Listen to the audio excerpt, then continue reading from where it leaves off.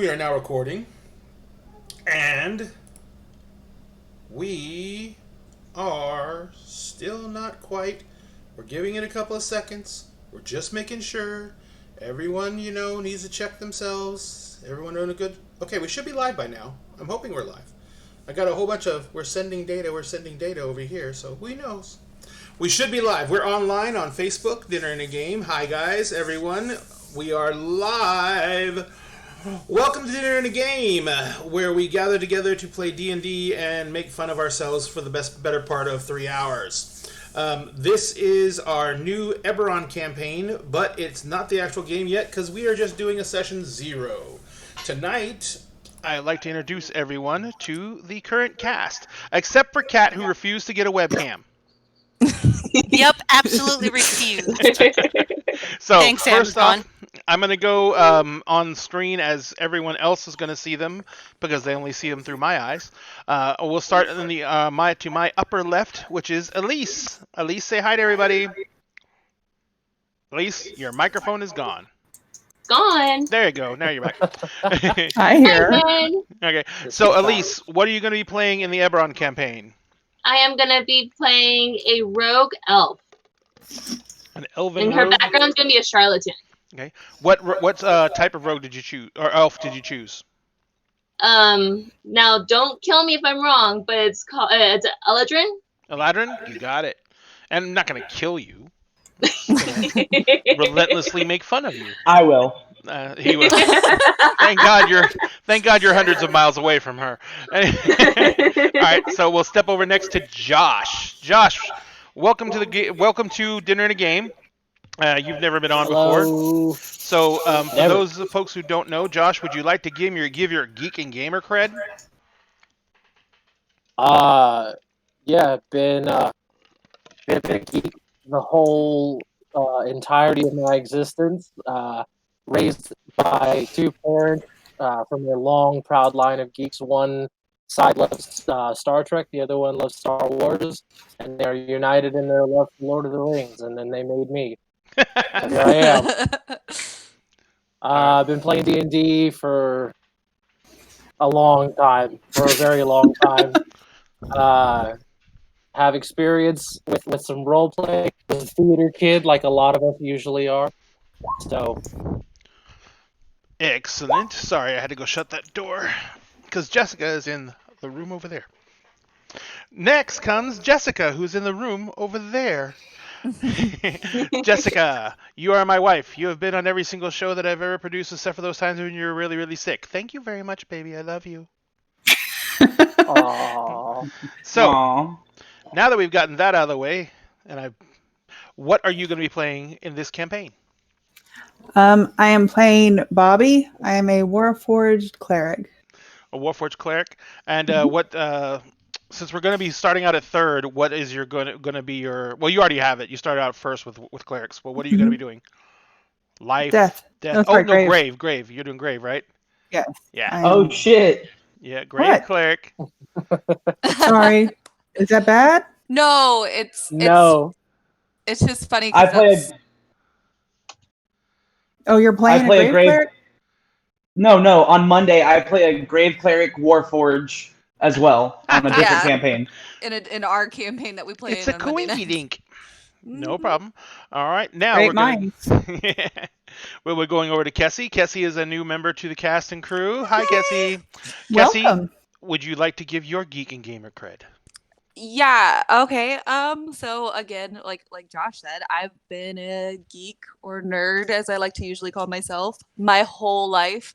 I am into literally almost everything out there.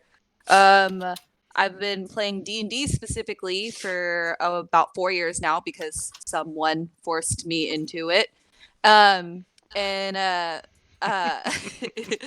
then not long after that is when I got involved in the Critical Role world, which I'm an admin for the Texas Critters page now, so that took over my life very quickly. But You're welcome. Yeah, thanks for that. I appreciate it. No problem. It makes me very happy. And what are you going to be playing in our campaign? I am playing a half-elf monk, Way of the Sun Soul, named Astrid. Astrid. I understand Astrid has some history too. Yes. You've used her she in other does. campaigns? Yes. In my campaign. Actually, it was for a campaign that Evan was going to run for us. But things just didn't work out with everybody in that group. It fell apart a little bit, but that's okay. I kept the character around, and I've been kind of saving her in my back pocket for something fun. And Excellent. yeah. Well, hopefully this will be fun, and we won't kill her in the first 30 minutes. So hopefully. She is a monk, and monks tend to be very brittle in the early game. Yeah, I know. I'm gonna hope. Hope and pray. Evan, you are also. In fact, ladies and gentlemen, we met Evan for the first time about 45 minutes to an hour ago. Hi, Evan. Hi, Evan. Hi, guys. Nice So to meet you are also, of course, very new to Dinner and a Game. Josh recommended you, so we took Josh at his word, and if he's wrong, we'll kill him and you. Mhm. Just kidding. Sounds perfect. No, Evan, And he'll what have is to your do it, Geek too. and Gamer cred, sir? Just like Josh and Kessie, geek my whole life. My dad was a huge nerd, huge Star Trek fan, huge Star Wars fan, and he raised me to be the man that I am that just loves all things nerdy. And Nice. Josh introduced me to Dungeons and Dragons as well, so I can also, Kessie and I both have him to thank for our addiction. Yes. Yeah. Yes. First taste is I've been free. playing. Google gobble, Google gobble. I've been playing for about 4 years, and it saved my life. And I'm completely obsessed with D&D. Love Critical Role, The Adventure Zone, all D&D related content I Mhm. consume happily, and love it. Excellent. I am glad to hear that Sounds it saved awesome. your life, sir. Congratulations. RPGs are very therapeutic. So, Yes, they are. Kat, you are last on the list. Also because we can't see you, so we really don't know what you're doing. I could be doing anything. I At the know. moment, I am playing D&D with people online. Kat was part of our Kat and Elise. The reason we didn't go over their geek cred is because they were part of our very first original podcast that we did out of San Antonio, Texas, and they played in our Monster of the Week game there. And Elise, of course, is playing in the Monster of the Week game here. And we now can get Kat back on because we have a show during the week so she can play. Yay! So, Kat, what are you going to be playing this session or this game? This session, I am playing half-orc fighter, background Ooh. Outlander, so I thought it would be fun, something new. I've actually never played a fighter before. Oh, that's cool. Oh, that's awesome. Nice. Yep. All right, so Awesome. basically what we're going to be doing is we're going to be playing this campaign on Roll20. Roll20 is a great application that allows you to run a digital game online, which means you can play with people from all over. As an example, Kessie, Josh, and Evan are in the Houston area. Jessica and I are in the Fort Worth, Texas area, and Elise and Kat are in San Antonio. So, we're hundreds of miles apart. But we're going to be playing via This. This is our Roll20 tabletop. The Roll20 tabletop is a digital device that runs over your browser and allows you to play RPGs with all the rules in place with basically several different types of RPGs. Tonight we're going to be using it to play D&D. And yeah, you guys should probably change your nicknames to your actual character names, because when Cat is a Brat does something, we're not going to know which character it is. But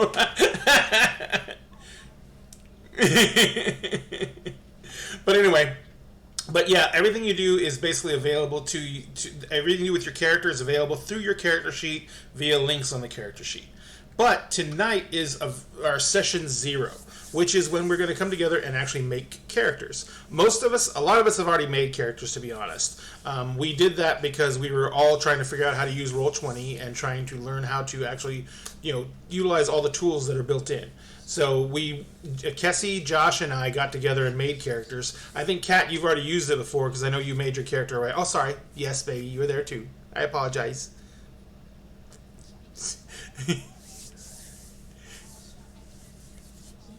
Gotcha. Now we are going to do one thing with your character sheet that I don't know if you've done yet, but we're We were talking about starting out at level 2, but we're probably going to start out at level 3. That's just because the nature of low-level characters is fragility and, a lot of passing on risk that you might have taken if you had, a few squunch more hit points or a couple of more spell slots. So we want this to start out right away as an action adventure-oriented game, so we're going to go ahead and take care of that problem by allowing us to bump ourselves up a little bit and utilize the extra cushion of possibly not dying on the first whack. So, we are going to go through the character creation process on Roll20. Let's go ahead and now. And we have Elise and Evan that do not have characters made at all, correct?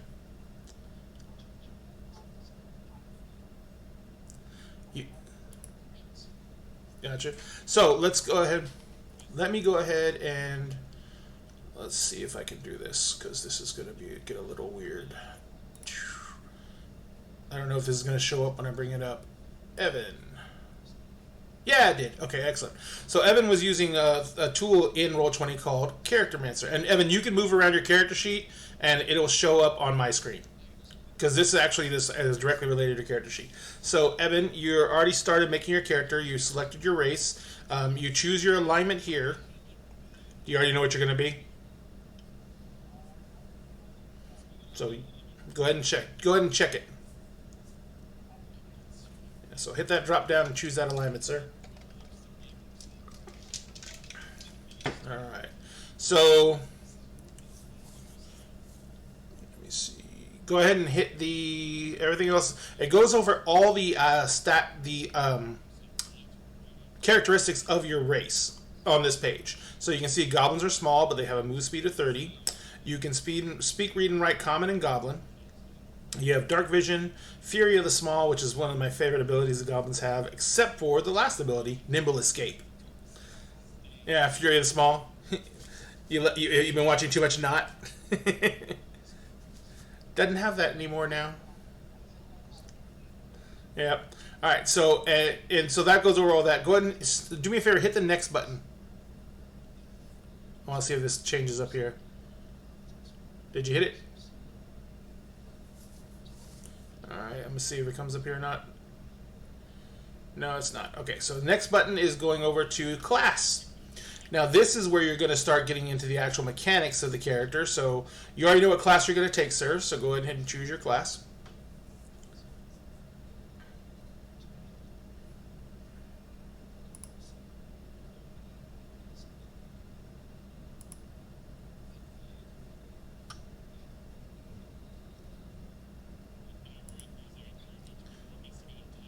So you can go ahead and pick those.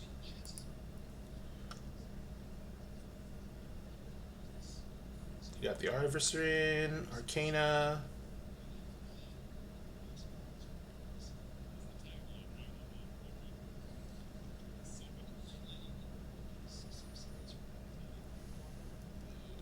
Looks like it. So let me get. I gotta get in and out again real quick. It was doing the updates live, and then it stopped. So you took Arcana, Investigation, you got Glassblower's tools. It gives over he's playing a actual... Wrong button. He's playing an actual Artificer, which is a class that's only in Eberron. Well, was originally released at Eberron. And so he has all these abilities from his class. Spellcasting, he has all his equipment is chosen by his class, so he has equipment listed down here. So yes, you can go ahead and hit next if you haven't yet, sir. Now this is where you get to choose how to do your ability scores. Now, your ability... Yes. Oh, actually, I'll let you choose. Most everyone else rolled for stats. We kind of did the whole... We rolled for stats, but we were rolling really horribly. So each one of us rolled like 3 or 4 stats before we got something that was even slightly acceptable. So, you can either roll for stats or you can do point buy. It's your choice. Or stat array. Either one.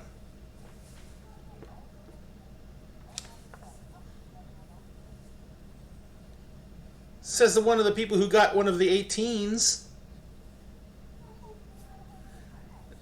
That's the way it works. In point buy, you only have one high stat. Alright, so go ahead, sir. We will...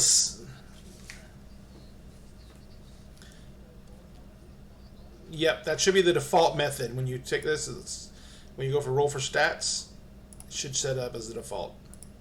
And there's your first roll. That is not horrible compared to what the rest of us did. It still got some... Yeah. I mean, it's got a 9, a 7, a 12, a 17, and a 14, and a 14. I had the worst... Yeah. So we all took multiple rolls. So if you want to try a couple of more rolls, but if you take another roll, this roll's gone.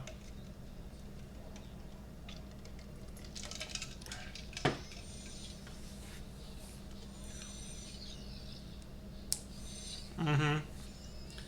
And it was worse. Oh, wait. Okay. Oh, you got yours in 2? Go ahead. Ouch. Ouch. Alright. Drum roll. Oh! That's not horrible! That's not horrible!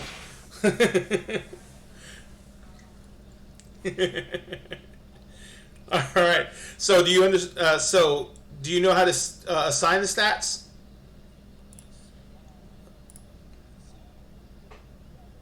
Yeah. Yeah. So yeah, you just click on each one. Yeah. There you go. Mm-hmm.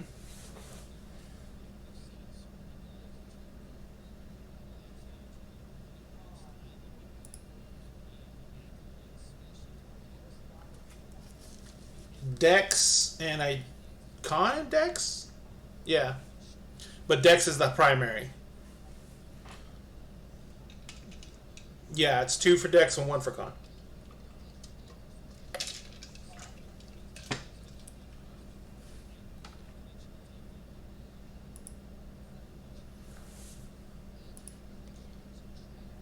Yep.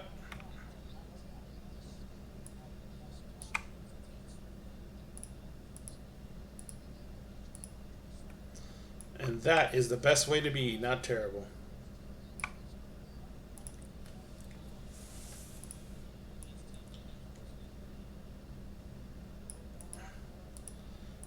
I believe it is. So hop on over to the next page.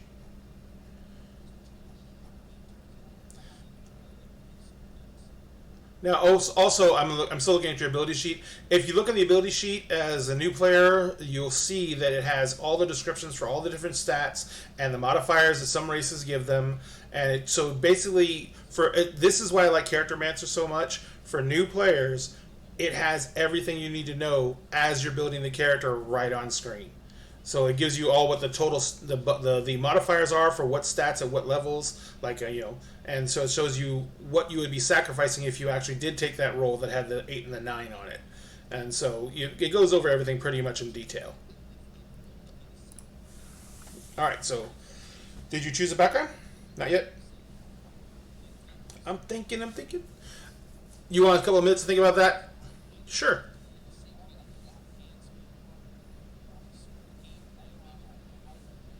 Yes.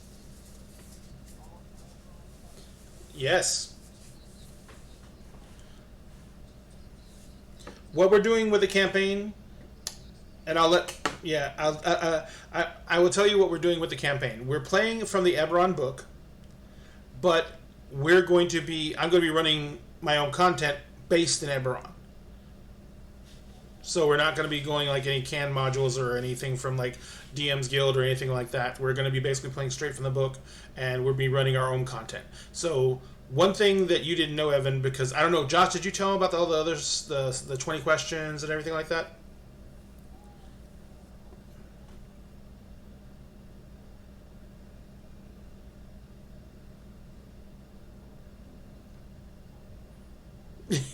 Yeah.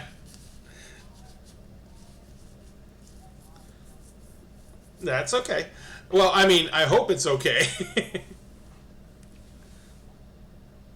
All right. So basically, no.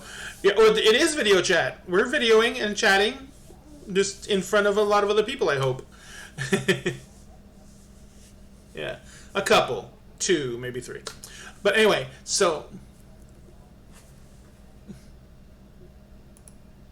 Well, there's no such thing as good. So, we... What was that? Someone went on Twitch, didn't they?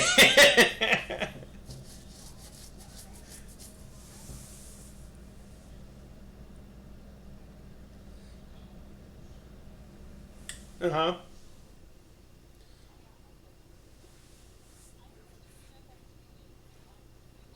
Yeah.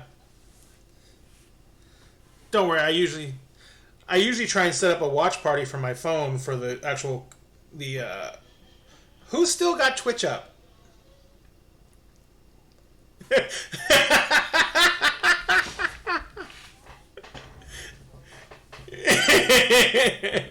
All right, so yeah, so that's why I said that's why if I usually do that, I'll mute it on my phone so it doesn't if I want to monitor the stream. Hey, I changed that. No, I changed that. It shouldn't be saying that. I'm sorry, everyone who thinks we're playing the Monster of the Week game. We are playing the Session 0 of Eberron. I did change the titles before I launched. I do not know why it didn't take. I apologize. But I can't do anything about it now without stopping the stream. So,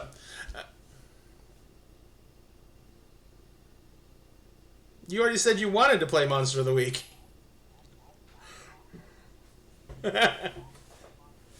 Oh, well. We got Monster of the Weeks on Saturday afternoons, and right now it's pretty much full. But if we get enough people wanting to do it, we can definitely launch another game of it. But everyone's got lives too, man. All right, so back to the back to the epic at hand here.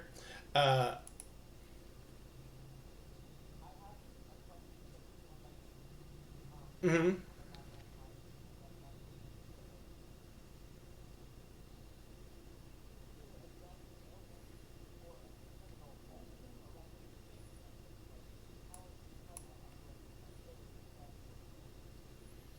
Artillery and gun in the world? In Eberron? Heavily prevalent. Eberron, remember, this is, for those of you who don't know what Eberron is a setting in Dungeons and Dragons that is what they call steampunk based.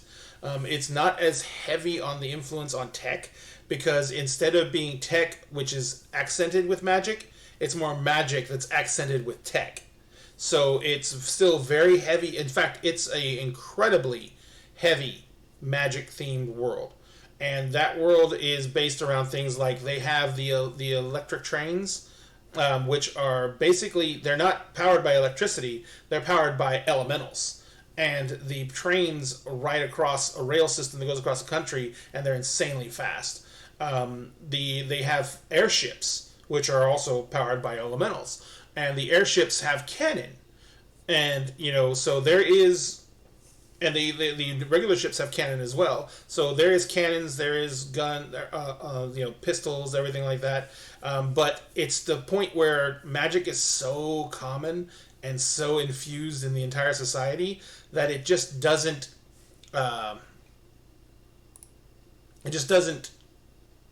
It's negated the advancement of science.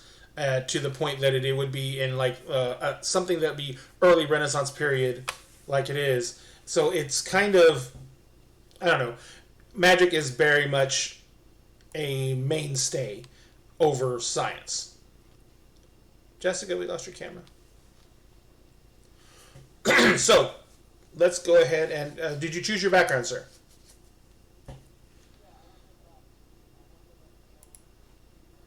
Gotcha. Let's bring you back up on here. Guild Merchant. So that gives you skill proficiencies in Insight and Persuasion. You took the Smith's Tools as a tool proficiency. It'll let you choose 2 languages. And then on this page, it also describes what you get for being in the Guild Merchant. And that's your guild membership. So you're going to have to choose your guild business. You get personality traits that you're going to choose from on here. I always like to hit roll random on those because it's funny.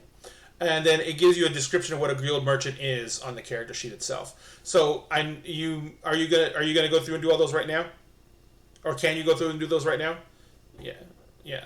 Because I'm gonna step from you. I'm gonna jump over to Elise real quick. Elise, how are you? What is your character's name, Elise? There she is. I thought that was you, but I wanted to make sure. So you have already rolled your character. And not bad. I mean, it pretty much is almost the exact same way Ethan rolled. So Ileana is a elf. She's a charlatan. She's an eladrin. She is a rogue. She's level 1. You gave her her traits are over here on the right hand side on this poem over here. You've gotten them all filled in. As you build the character sheet, the characters, it automatically puts in your hit points for you. It goes over the gear you picked, and it gives you your armor classes here. It includes your speed, and it basically has your weapons and weapon attacks. All your equipment is dropped into the equipment page and set up. You have 100 ball bearings. And it has... And over here it gives the descriptions of special abilities from your classes, and you can even go into those abilities and click on them, and it gives you a description of them. So it makes it more efficient than a standard paper character sheet. Excuse me. It keeps track of your artillery over here, and then you see these 3 buttons right here. This is the core sheet, which has all the basics. Your bio sheet, which has any pertinent facts you can type into this. You can upload a picture into here, so you can put all these features in this. And then it has spells, and you don't have spells because you don't have that archetype yet. I don't know if you're gonna do it or not. But what we're gonna do with you, Elise, since you already made your character, is we're gonna do an example of what it is to level up a character on Roll20. Okay, so we're gonna take you to level 3. All right. So see this little cog right here in your character sheet, Elise? That's right. The one right by spells? Okay, sorry. Yeah, bring up your character sheet and bring up the core sheet. Well, it doesn't matter which sheet it is. Just bring up your sheet and let me... No. Go down below that. There's 3 boxes: core, bio, and spells, and then a cog. Yeah, so hit the cog. And on there's 3 columns there. There's 3 rows, and the first one starts out in the first box on the right hand side says NPC. Sorry, I said the first column on the right hand side, there's a little checkbox for NPC. Don't check it because you're not an NPC. One of the things you're going to want to do on the mechanics for Roll20 is there's a box right there that says roll queries, always roll advantage. So you're going to want to take that and click where it says always roll advantage. Do you see that?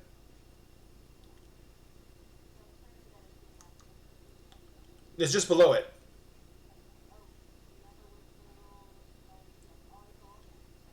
Click on the words always roll advantage. And you see how it has a drop down that comes up? And you're going to want to select advantage toggle. Yeah, that means every time you roll, it's going to ask you if you want to roll with advantage or not. Okay, so the next one is you can skip whisper rolls to GM. You can on auto damage rolls. You're going to select that to auto roll damage and crit. Okay, and this is just mechanics. We're making sure we're all using the same mechanics for this. And then you're going to go down here all the way. Yes, sir. Because I know you're doing something else. Don't worry about it. I gotcha. And so everything else you leave the same. And underneath the box that all that was in, there's another smaller box that has 2 different crossed hammer and mace symbols. One says launch level 1 Charactermancer, cannot be undone. And the other one says launch level plus Charactermancer. Yes. Yes.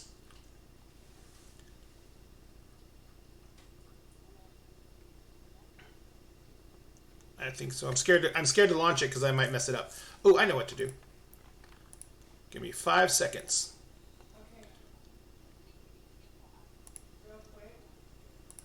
Yeah. What was that?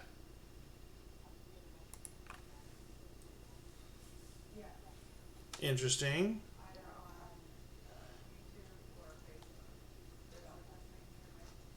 Huh. Okay, sorry. Let me see what I can do to fix that. Gotta go. Got it.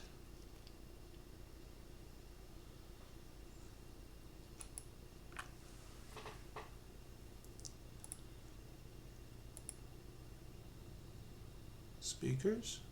No.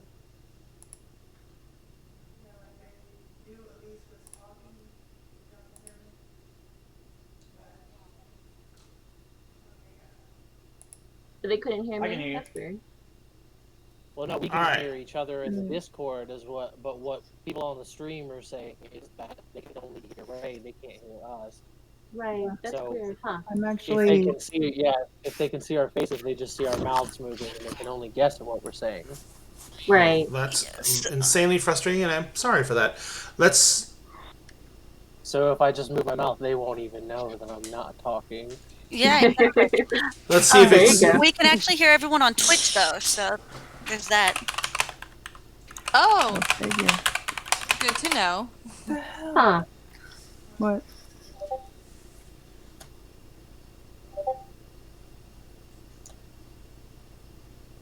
I Is it can working hear now? you now. Yay! Technology. I fixed it. I don't know what happened. It was. Technology. I messed Good. it up. I apologize. We will all beat me with a wet noodle later. I'll give everyone $5. Sweet.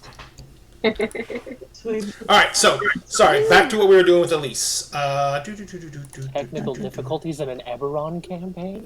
Right. What? Dun, dun, dun. I'm doing this. I'm going to do something real fast. Hyper-fastically fast. Bugbear. I should have just left that character up because it would have helped. Choose alignment. I am flying through character creation real fast. Next. Because I'm going to get to level 1 and then Barbarians are easy to build. They're amazing. Animal handling. Come on, come on, come on. Do survival, of course. Because who doesn't do survival? Next. Ability score method. I'm going to roll stats and I don't care what I roll. Oh my god, that's horrible. I said I don't care. Why did you do that? Why would you say? Because he really wanted a 6 on his score. He did. I have a Put it 6 in intelligence. I did. My name is Grog. Alright. Choosing I have an background. intelligence of 6. I think Who I does know what I'm not doing. who does not choose Outlander for their background when they're a barbarian? Choosing proficiencies. That's what I. I always pick Acolyte. I'm going to play the drums because I'm angry. Acolyte is a barbarian? Mm-hmm. Very cool. Rock To on. be a zealot barbarian. I grew up in the temple, but I'm mad about it. But I'm mad about it. Tribal Nomad. I would be mad about it too. Roll. I love this part. Temple is so lame. I'm leaving! I'm so angry. Class equipment. Martial weapon. Greatsword. Two-handed axe, any simple weapon. I'll choose a dagger because I don't care. Fly. Next. The arcane is a mystery to you. Alright. Next.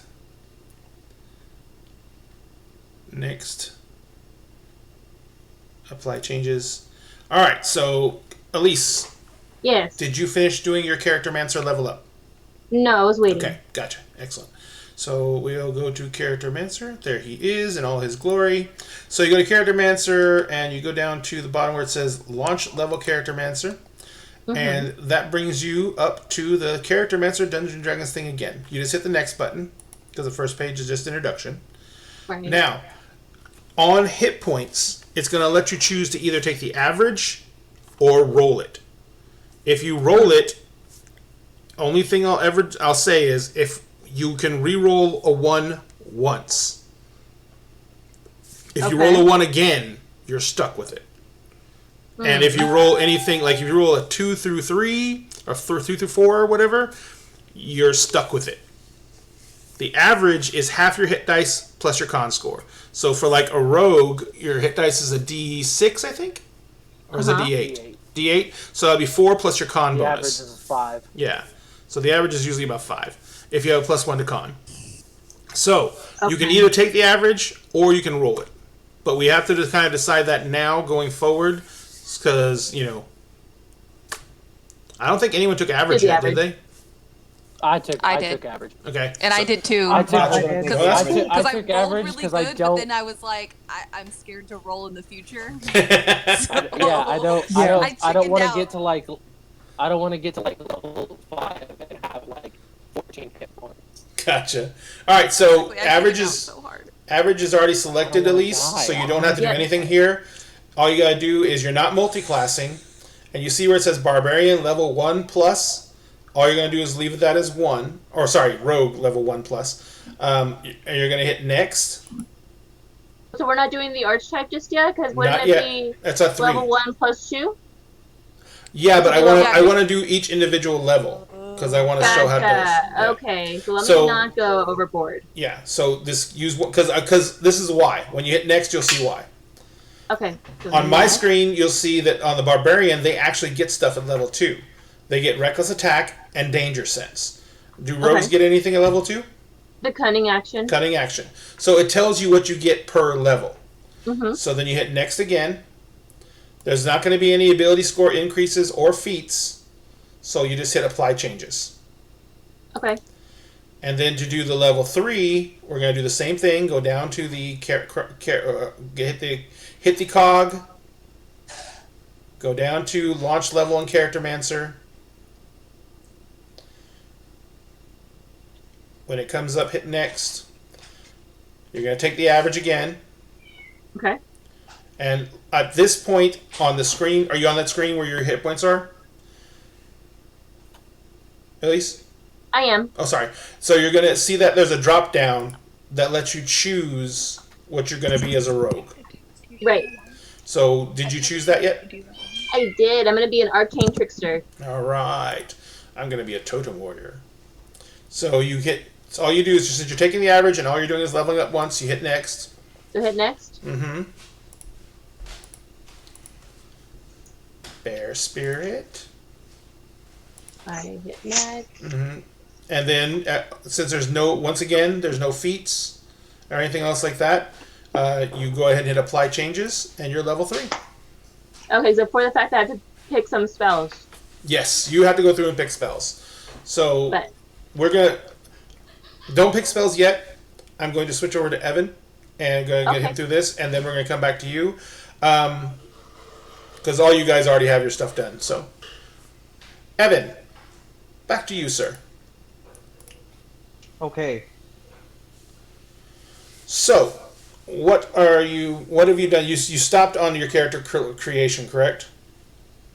Yeah, I stopped. I'm at the review phase. Right. So all you have to do, if everything looks good there, and everything should because you went through everything like that, you just hit Apply Changes. Apply Changes. Got it. And now your character. Mm-hmm. And you'll see the character sheet populate and everything like that. My name is Powder. Powder?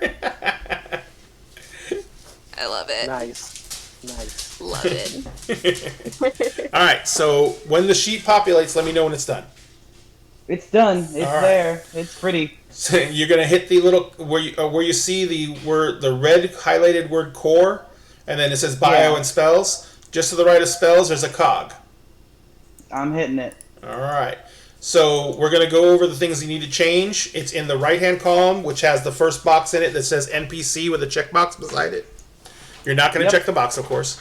Role queries should be changed. You hit the role query button, and it should be changed to advantage toggle. Got it.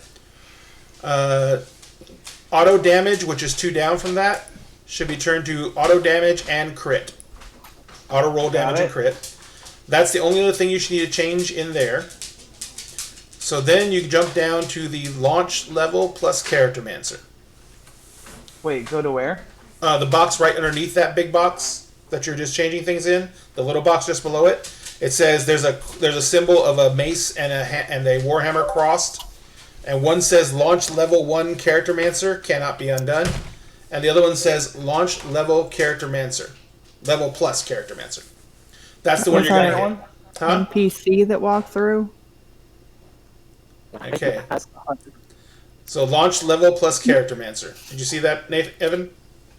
Yep, I clicked it. All right. So that's going to bring up, once again, the leveling character screen. Once it loads, you're going to hit next. Now, because you've already played D&D and you know what everything does and everything like that, have you ever played an artificer before? I'm sorry, what was that? Have you ever played an artificer before? I have not. Okay. So you might want to do it level by level to make sure you understand what you're getting off of every level.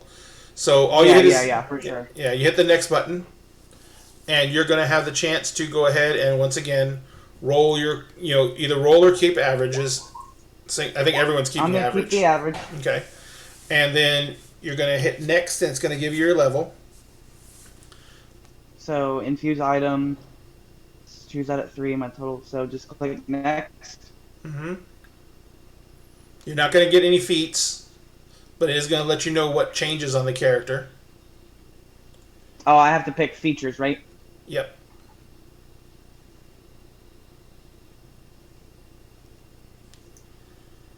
Okay, so I already know a couple of these. Can I come back and pick these? Or do I have to pick them now? You pretty much have to pick them now, I think. Okay. And then once you get all that done, you're just going to hit next. And then it's going to load the character sheet again when you're done with all that. And then it's going to ask you to, then you're going to go back into the same cog and do the same process for level 3. Okay. So it shouldn't be any big deal. If you haven't played the class before, I want to make sure you knew what you're getting from every level. What's happening? Okay. What are Kessie and Josh doing? Nothing. I'm really hoping nobody saw him. I'm I just saw. watching. I'm just watching. She dropped her setup here. It was an accident. It was an And accident. I heard from the other room. All right, so let me know if you need any help with any of that, Evan. So, Okay. Elise, did you pick your spells? No, not yet. I should Okay. though. Yes, you definitely should. Yeah. All right. So, and for those of you who asked, we are not actually playing tonight. Tonight is our session 0. We are making characters and we're familiarizing ourselves with the application we're going to be using to play the game.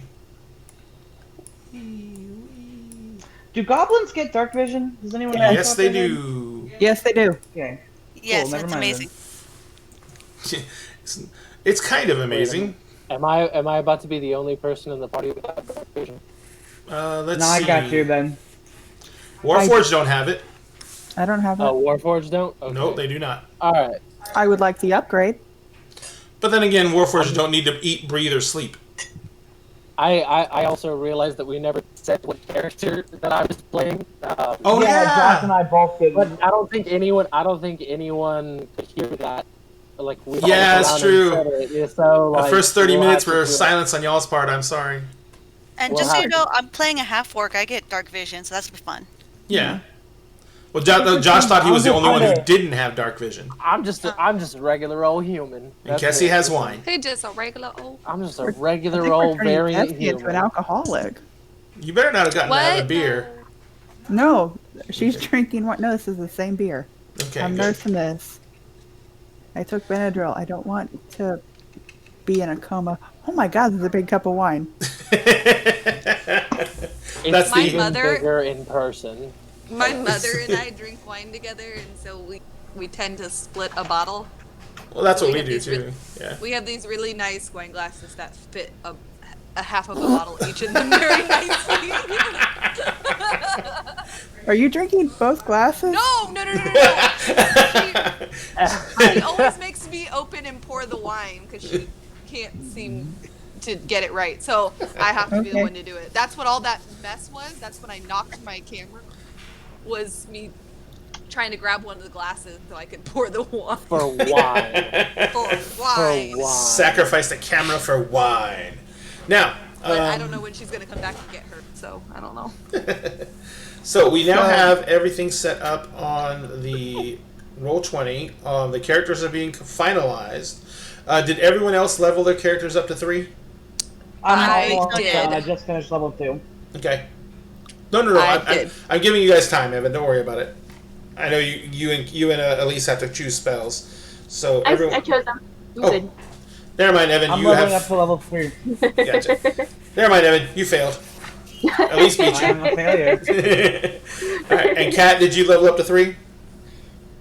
I just finished level 2. I'm working on 3 now. Gotcha. That's what I'm doing as well right now. All right. So what we're going to do now is we're going to discuss the other options that I give my players to try and build out their character history and background, and what you guys get from actually doing that. So one of the things I do is we choose a lot of features about our characters, including their appearance and everything like that. In order to properly represent your characters, I ask you guys to either create or go out and find artwork to represent your characters. Now, because we're on a stream, we're going to try and contact the artists to get permission to use their artwork. Kat sent me a piece of artwork. Kat, did you ever find out who did that one? No, but I can reverse Google it and get that information. Yeah, because we gotta reach out to them. Josh, I've already reached out to the gentleman who did the artwork for your character. Awesome. Yeah, but he hasn't reached back yet. That's fair. Yeah. That's fair. So, but we're gonna give everyone time to get back to us and everything like that. And if they tell us we can't use it, then we'll have to find something else. Yeah, so be it. So yeah, be it. Yeah. So As I said, I've got a few artist friends that I can commission some stuff from. That one I'd already be happy to pay for, but also would love to plug them on the screen. Gotcha. Yeah, same. Absolutely. I mean, that's one of the best things we can do for anyone.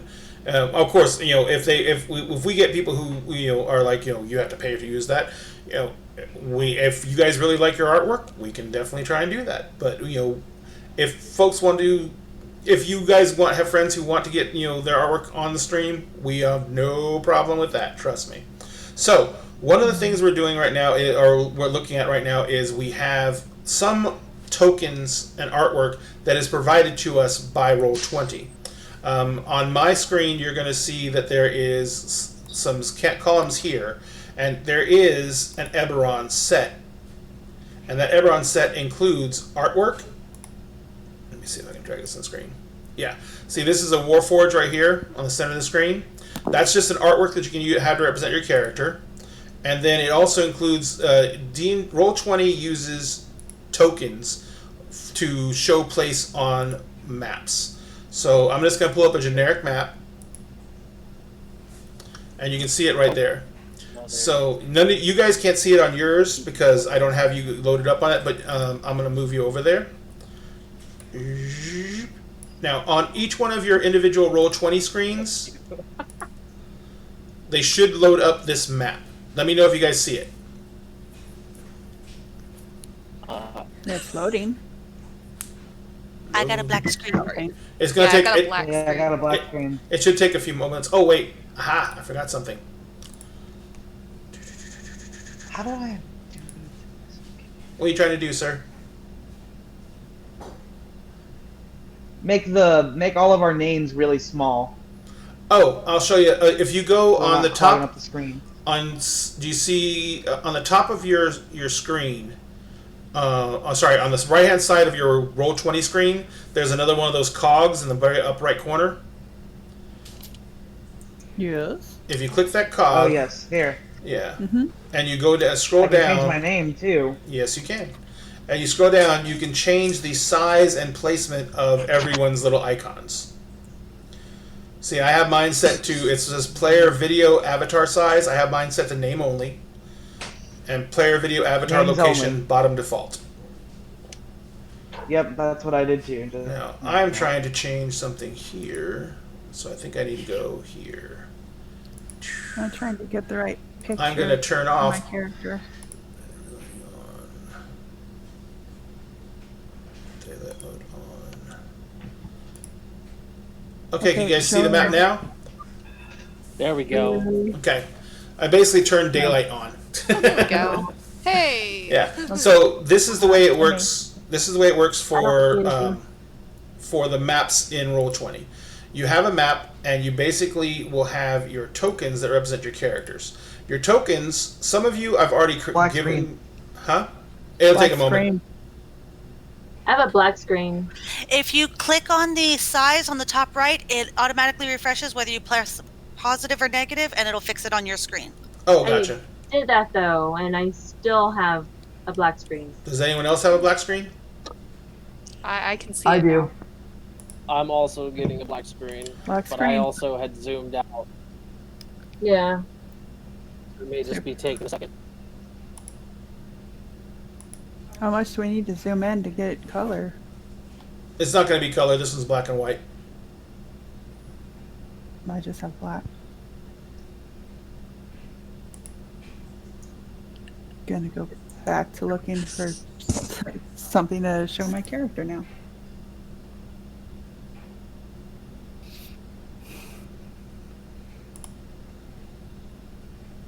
Oh, mine's black now too.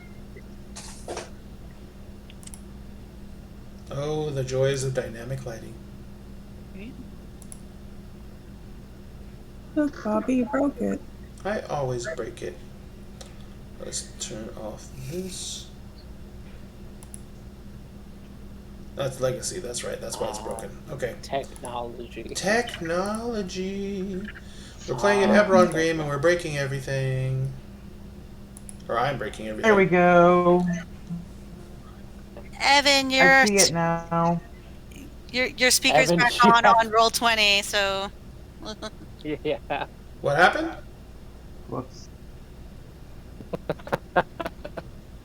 he gets to be echoey this time instead of me. Oh, gotcha. Ah. Alright, can you guys see the map now? No. Nope. Who No. can't see the map? Yes, I scrolled down and it Me. appeared. Cannot see the map. Me. Did you hit the zoom out, zoom in button, baby? Yes, I did. Still nothing? Nope. You could also Um, try rolling your like scrolling up and down your map. I did. That works. I scrolled all the way down, all the way back up. Yep. Now going to try refreshing the page. Roll20 loading. Oscar. I'm gonna refresh the page too. Did that fix everything, guys? No more echo? No, you're. No. You need to you're mute back on yourself it. on Roll20. Yeah. I thought I just did that. Nope. Do you know where the mute on Roll20 is, Evan? Nope. Okay, so you Go go over your picture and it'll actually pull up a mute there. There's a little speaker icon and you can click it and mute yourself right there. And you can also turn off your camera if you don't want your camera on Roll20. Mm-hmm. Okay. Yeah, I refreshed my screen and I still have a black screen. Same. This is so much fun. I think you and I have two completely different meanings for that word. Yeah. Trust me, I don't like this either. Did I fix it? Is he fixed, folks? There we go. You're Now I fixed. have a picture. Does Like, it was anyone... like the moment that Evan got off, I had a picture. Of the No, I map. changed something. Same I here. changed something. Oh. Does Same anyone... here. I got the There's a map at map. the exact same time. All right, does everyone have a map now? I have a map. Yes, I do. Evan, I can see 1/8 of your Map. forehead. I Ta-da! All right, Evan, Josh. you're still not muted on Roll20. I don't have a map. I refreshed the page. Okay, give it a second. It might take a And minute it to load. says Joshua. it said my connection to the server. What? Evan, to mute on Discord on Roll20, you hit that little cog on the top right side, in the top right column, on the right hand side column, I should say, and you scroll all the way down to the bottom, and about midway up that column, there's two drop downs. One says audio input source, and one says video input source. You turn both of those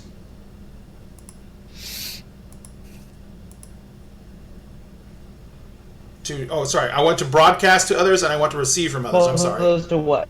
Sorry, I was wrong. I says I want to broadcast to others and I want to receive from others. You turn both of those to nothing. I have those both set to nothing, but it's not taking. Well, it's taking now. If you put them both on nothing and then you hit reconnect, right underneath that. Is it? See the word reconnect. So yeah. update set There to. you go. Yeah. There we go. All right. Good. Yep. Ta-da! Better now? Da-da-da-da-da-da-da. You're gonna laugh. My map turned black now, so. That's hilarious. We might be having server connection errors, but all I was going to show on this was on the character sheets. Josh, where are you, Reese? I've already made Josh's characters a actual got his artwork and everything set up, and let me see, where are you? So if I go to assets and I go to my library, you'll see that I've created some tokens for the characters. And here's Reese. So I drag him on the screen, and it automatically sizes into a medium creature and puts him in a box. Josh, you should be able, if you can see the map. Can you see the map yet? Yeah, it's way too oversized, so I'm just doing out. It's just taking a minute. It keeps giving me like activity things. That's okay. Like, what I was going to say is, with that, you should be able to control this token. Let me make sure that's correct. And as soon as you did that, my map went black. As soon as I dropped him on there, your map went black? Yep. Mm-hmm. All right. Let's see. Yeah, these maps like going black randomly. technology. Come on, Roll20, we believe in you. He's not there. Need this to work. Whoa, whoa. No, thank you. I forgot to do one thing. There we go. That should be pretty much basic. I forgot to change some things on this.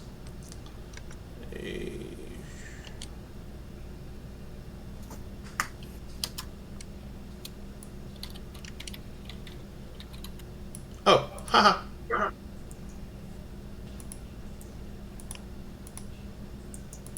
I'm just going to save that for now. So Josh, you should now be able to move that token whenever you can see it.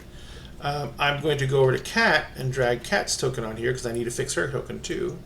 She's going to be standing on the bar apparently. So we've made progress. I can see the map. The map Yes. is seen. But I cannot see my token or anything. Yeah, I don't see any See the poop map on there yet. again, finally. I found an image. Kat, what was your character's name? Shazi. Shazi.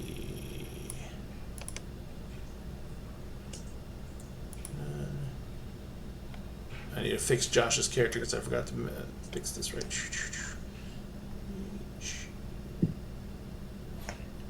Lots Okay. of stuff to set up. I picked what I look like in this game. Did you find artwork for it already? I found a picture. Cool. Okay, who all has seen Star Trek Next Generation? I have seen all of Star Trek. Okay, do you remember Data's Yes. daughter? Yes. Do you remember what she looked like before she chose a form? Yes. That's what I look like. Oh, nice. Oh my god, I just found the perfect goblin artwork too. So I have artwork that I found as well, but actually sent it to a friend of mine to hopefully actually draw what I want my character to look like very specifically. So Nice. hopefully I'll be getting that from her soon. She asked me a ton of questions yesterday, so I hope I answered all of her questions enough that she can go ahead and draw something up for me. In the next Awesome. 24 hours. I'm just kidding. I mean, I wouldn't have put it past her. That was Faith, which you guys were on Yes, the we stream saw we did that. the other day on Tech Critters, Yeah. where Yeah. she did that whole painting in a matter of like a couple hours. Yeah. Like, That's awesome. so she did this whole beautiful painting, and it was amazing. And everybody she's actually had people contact her her, like, hey, can you send me like this part of that so that I can like put it on a shirt or something? Like, people want it. Got it. So, Kat, can you try and move? Can you see the map now? I can see the map. Can you see if you can move that you're a token on the map? I have a token. Where's the token? No Oh, idea. hang on a Yeah, second. I can't see any of the tokens. 1 second. I need to turn that later on, maybe. I see a map. It looks like another episode of Star Trek Next Generation.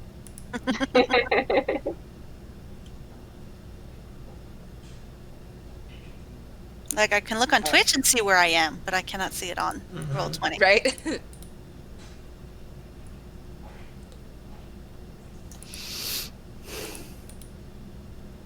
Yeah, I don't see the tokens either. That's So okay. Oh wait, now I do.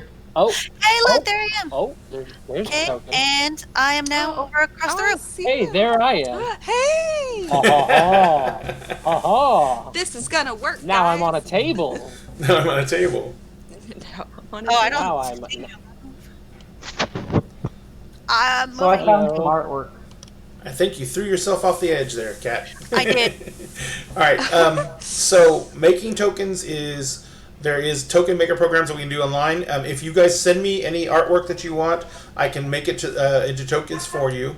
Like I said, just make sure you try and find out who did the artwork, and give me their contact information, or just send me a link to the artwork and I'll contact them directly.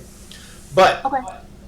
this is how we mainly do things in Roll20. This is how we move things around. Let me go back to map and background. So there's that.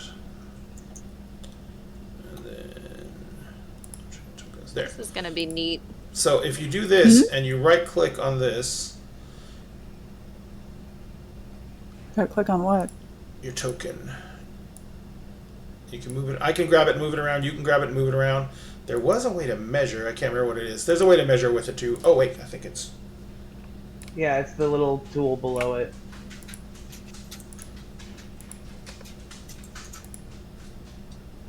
No, not that. It's the fourth one down. How'd you do that, Josh? So I don't know what to tell you. It's the fourth one down on the tool bar on the top left. Oh. All right. Oh, well, hello there. Yeah, you can mark yourself. You can do all kinds of neat things. At the very top, you should see this. Nope, it didn't come up.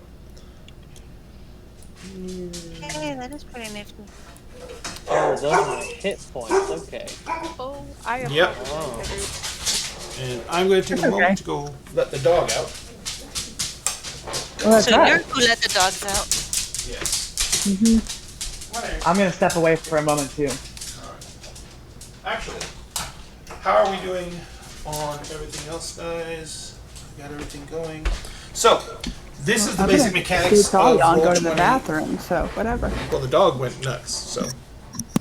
Your door Let's is open take- behind you. Huh? Your door is open. Oh, yeah, I behind know. you. I know. Let's Okay. go ahead and see. Let's take like a 5-minute break. And everyone Sounds can great. step away Got to it. use the restroom, get All drinks, right. everything like that. All right. So, I'm And trying hopefully our dogs will calm down. to. Hopefully. Alright, so I'm going to mute stuff See you and guys we will in be 5. back in 5, guys.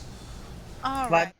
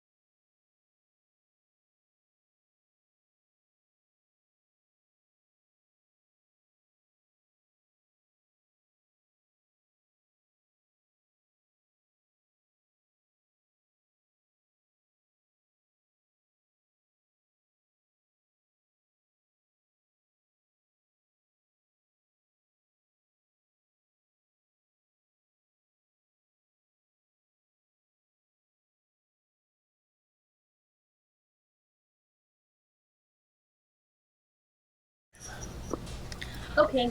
Thank you, everyone. Hang on. Hang on, hang on, hang on. So I'm running into something fun with my reverse image search. Uh-huh. Pinterest is not telling me who originally posted it, but Oh, there's if like you got it from Pinterest, it's almost gonna be impossible to find it. there's like 40 different ones from different countries. Yeah, I'm like, Whatever.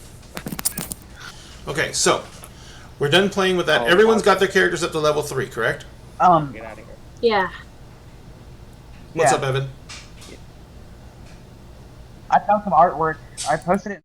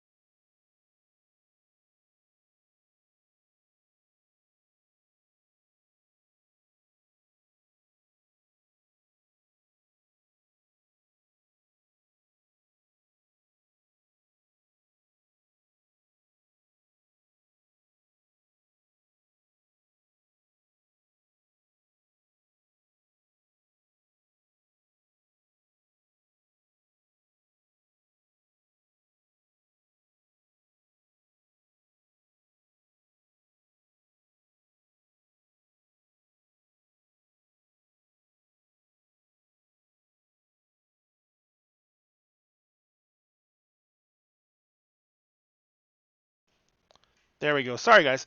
I was saying what we're going to do with this campaign is the items that we're going to be looking the characters themselves are going to be iconic because they're going to be heroes, but even with heroes there's usually a hero has an iconic item. Like I said, there's like Han Solo's blaster's one, Elric of Melbourne's sword is another, Conan's Atlantean sword. All these are incredibly iconic items that go along with the characters. So what we're going to do for this game is this. I'm going to give you guys, and I've already given some of you it, and some of you already even returned it. Evan, you weren't here during the original talks and discourse. You didn't know about it. But what we're going to do is we're going to do several different things to create background for our characters. First off, I'm going to give you, Evan, a copy of the 20 questions.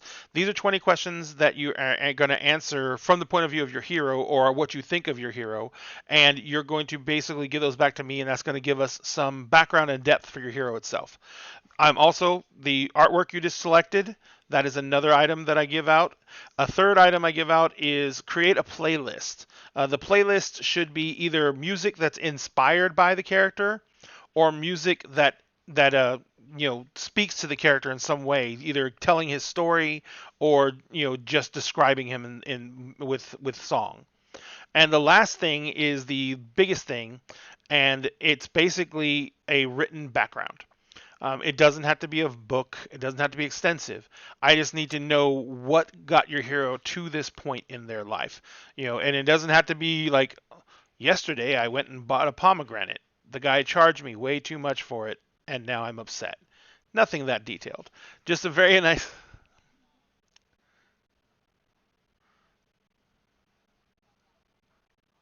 Yeah. Well, then there you go. And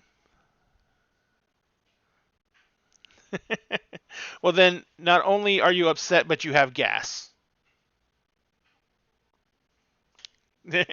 So anyway, but what it is normally in other games that have point-based systems, like Monster of the Week and stuff like that, what I give out for those is like Monster of the Week, for every 5 experience points you gain a level.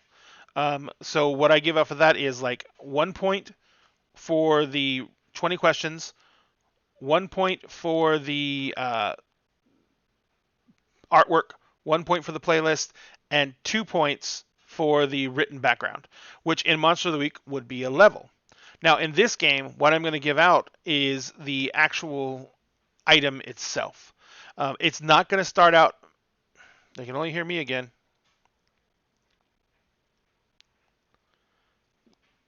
I know. I know, cabbages.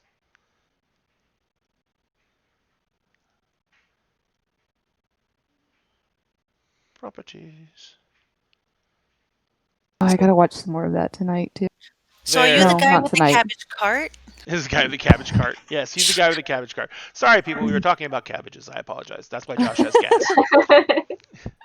Yeah. So basically, what we're going to do is when you've done these, and like I said, most everyone else has already done them because they were part of the Discord earlier and they went over it with us. We went over it with them then. But when you get those done, that will unlock your ability to start utilizing that item. Now the item is going to increase in power. It's going to start out as a mundane item, something that, but it's going to be something that's important to your character in some way. So it doesn't have to be a weapon. It just has to be something that's important to your character. And that item is going to grow as you grow in the story, and it's going to grow as you utilize the item. So, how you utilize the item is going to determine how it gains abilities. And I'm going to kind of represent it in the tier-based system that's already set up for Adventures League. So your tier 1 item is going to be the equivalent. It's going to be pretty much a +1 magic item. But because of what we're doing and because of the sacrifices you made to get it, it's going to have other properties. And then when you get to tier 2, it would go up to a more powerful item at that point, tier 3, and so forth and so on. Now, this is not going to stop you from gaining other items. This is not going to stop you from getting magic armor or stuff like that. But what I'm trying to achieve is this should be your go-to item, both because it means something to your character and because it should probably be the most powerful item you carry. Okay. So it should be something themed to your character, something that would, be very iconic for your character, and something that would, be eventually just about as recognizable as your character would be.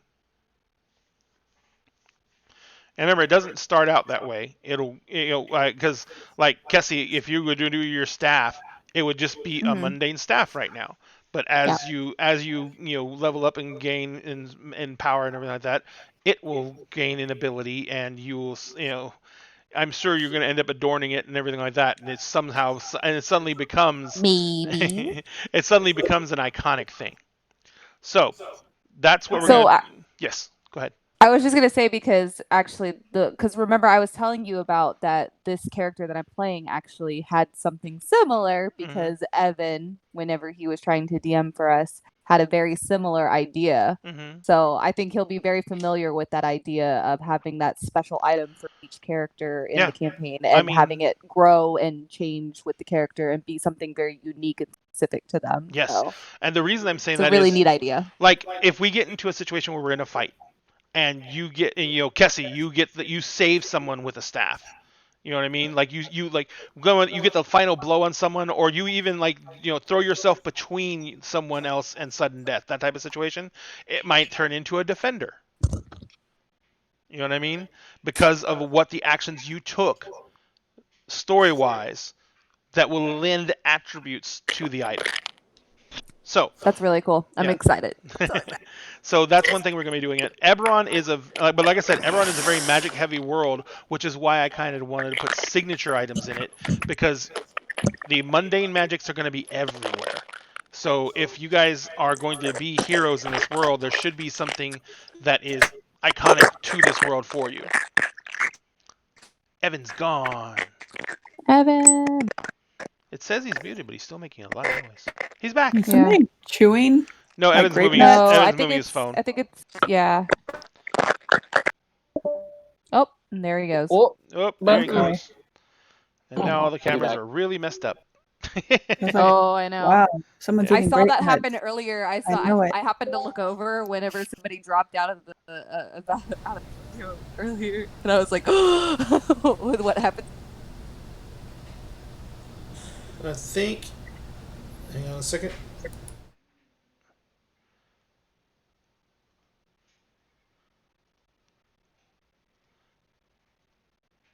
One moment. There he is. Hi. Check. There you go. All right, is he back? Sideways. Sorry about that. Yeah, he's just sideways. Yeah, you're sideways, but You're sideways, Evan. and everything's Oh, wonderful. hey. And notice we're all. There we go. All right, so that's one of the major aspects we're going to be doing in this game. That's going to be a lot different than the other than what standard D&D goes through. Standard D&D, you can quest for you can look for certain items, but nothing's going to be tailored directly to you. It's going to be something you find. Yeah. So, what? Can I assume I haven't found mine yet? Because I have no idea what to do. Well, clerics kind of get in a weird spot. You know what I mean? But that's something we're yeah, and yes, you can start without it. You can find it along the way. Because yeah, I got nothing. You got nothing? No problem. Yeah. We will look into that.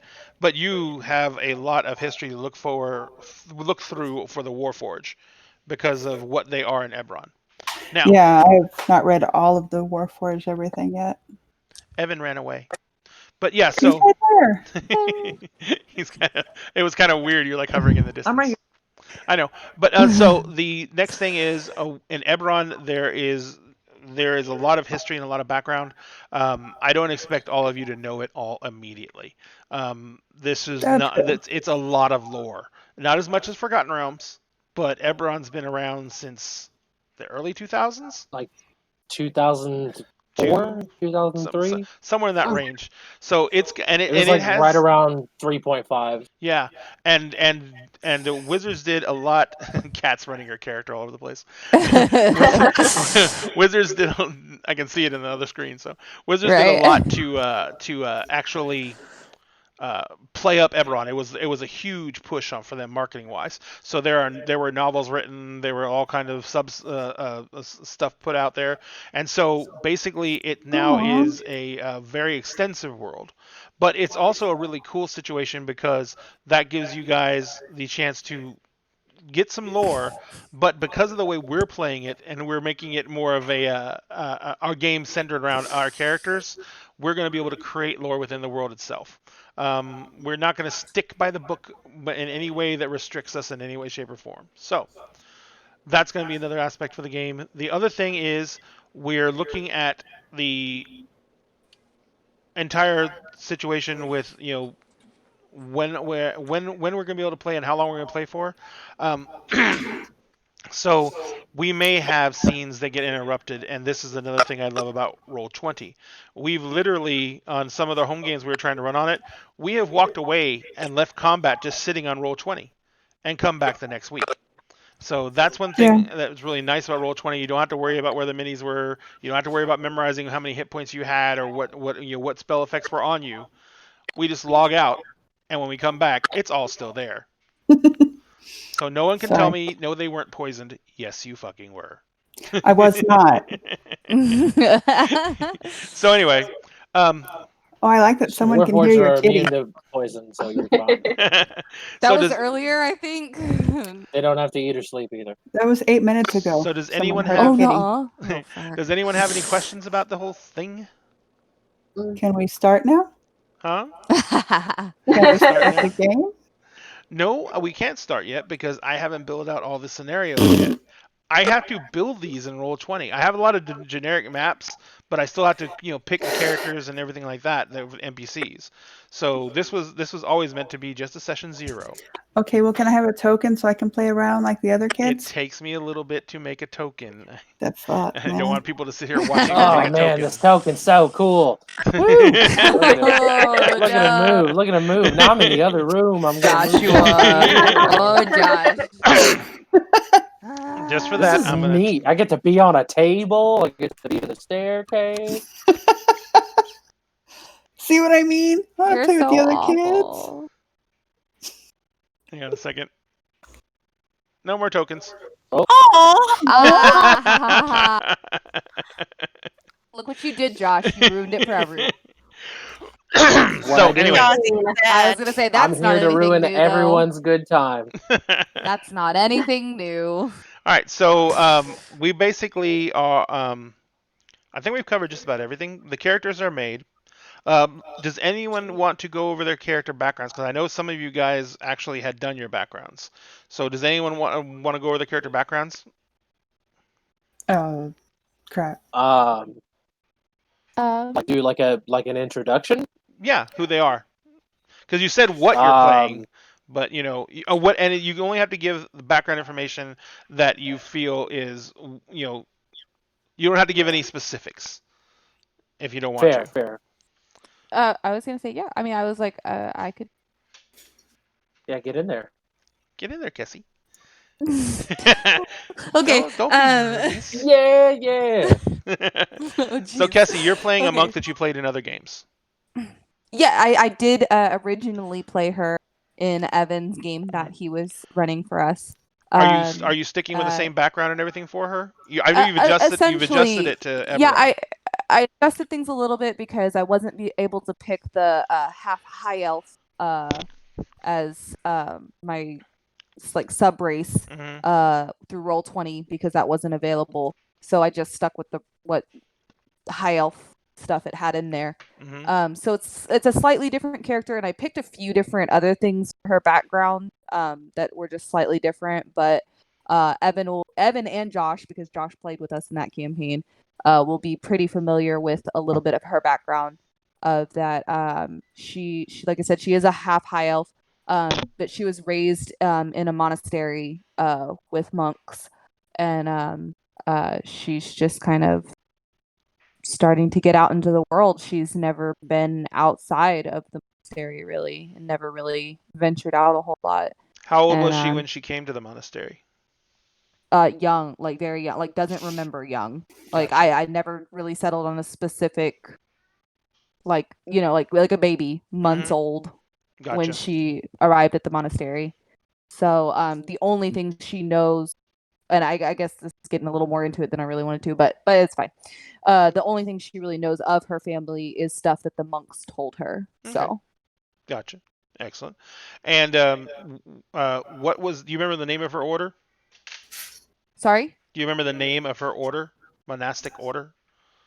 So I don't think I came up with like of the specific monastery. I didn't come up with like a name of that specific place. She follows the path of light, I believe is what it's called, if I remember correctly. Because that was something that was specific to, she's a Sun Soul monk, but follows a religion that is called the Path of Light, that is specific to Eberron, that I found, and I felt like it really fit in with the ideas of what she would. They're all about meditation and trying to bring light into the world, and so it felt like it really fit well with what would make a lot of sense for her. So, gotcha. All right, and let's see. Elise, did you had your background done too, correct? Yeah. Oh, you didn't? Okay, no problem. Not a problem. We're still session zeroing, so it's not a big deal yet. Josh, do you want? I know you like Cassie had some background done. Yeah. So I am playing a human rogue mastermind named Reese. That's how you pronounce that, Rhys, Reese. He is I don't know how much exactly I want to go into detail about like his backstory, but he has an intimate knowledge of one of the Dragon March houses, in particular, House Kenneth. He used to have some pretty serious ties with them, but he was imprisoned, and he has kind of fallen from that grace. He's not a nobleman anymore, or really affiliated with any of the noble houses anymore. And he is trying to set right a very terrible wrong that was done to him by some pretty drastic means. He's got a good heart. He cares about the common folk a lot. He's a little misguided. His time in prison has kind of hardened him. But I think at his core, he's still got that. He's still got that spark of good in him. He's trying to hold on to it. I think he's trying to hold on to it. But it's like trying to grasp a bar of soap. Yep. If you squeeze too tight, it'll just shoot out of your hands. Yeah. All right. Excellent. Thank you. Kat, did you have a background done up for yours yet? I know you'd made the character, but have you thought of any type of background for her? Very, very limited background. I haven't really gone too much into it. Basically, was working on family background because, unfortunately, I am doing this around a full-time job. Oh yeah. And between 2 to 5 children at all times. 2 to 5. So, Whoa. Depends on how many of them escape their cages. Yes, I have my little sister drops off her 2 when she has to work, and then my best friend drops off her daughter when she has to work. Oh, that's so much fun. Because I'm the only one who works from home. Gotcha. So, hey, of course. They're like, there's a physical adult in the house, and I'm like, yeah, who's on the phone and can't actually talk to anyone. So. A lot of children. But you could actually call 911. Ta-da! That's true. I could. My son could. He's 13 and has a cell phone. There you go. There you go. That's all that matters. You said you have some kind of background. Are you, first off, real quick question, because I didn't ask this earlier. How many people are actually familiar with Eberron in any way, shape, or form? I have done a little bit of a campaign start at the beginning. So when we pulled up this particular tavern, I very much recognized it because we fought things out of the pit. Gotcha. It was a low-level thing, but it was just how we started one of our campaigns. And then one of the people who signed up, 3 of the people who signed up for did not mention to us was that they were a polyamorous group, and the woman of the group was going to have a baby a week after the campaign started. So that campaign did not last long. I was going to say, so that basically shut the campaign down. Yeah. Oh. Well, we're a polyamorous group, and the woman of the group was going to have a baby a week after the campaign started. Oh my! Someone. Oh. So that basically shut the campaign down. Yeah. Oh, wow. Oh, there's someone has Twitch up. Bad echo. Someone has Twitch up. That's crazy. Yeah, so that shut that down pretty quick. Oh my! Oh, there's a Okay. bad echo. Someone has to shut that down pretty quick. Who has Twitch up? Okay. Not me. Has Twitch up. We're almost back to real time now. Not I was me. gonna say I do, but my I have it up, computer but that I it's have it up on is muted. We're almost back to real time now. Is that what my voice sounds like? And you guys are still my friends? Okay, Twitch is You know, gone. I was kind of thinking Yes the and same yes. thing. Like, voice back at myself. It's always weird the first time. It's always weird the first time. You know, I was kind of thinking the same thing. Oh my gosh, what is going on? Yeah, that was bad. Wow. Holy cow. Okay, seriously, who has Twitch up? I know it's not mine because my whole computer is muted. Yeah, my whole phone's muted too. It's not mine. I don't have anything. That was bad. I don't have anything up. Evan. I know, Oh, 'cause no. it hopped on as soon as Evan got back on. I know. think it's Evan. He ran. It might no, He you did. know what? It might be the roll 20. Oh, it might be. No, I just looked at Well, it. no, It no. doesn't look like No, there's any no of way. the Yeah, I volume know, is because like on. and I was gonna say I'm muted on roll 22, so like I shouldn't. So am I. I'm like Right? muted all across the board except for I on. know. Everything is That's so muted. weird. I literally have 2 laptops going, but everything is muted.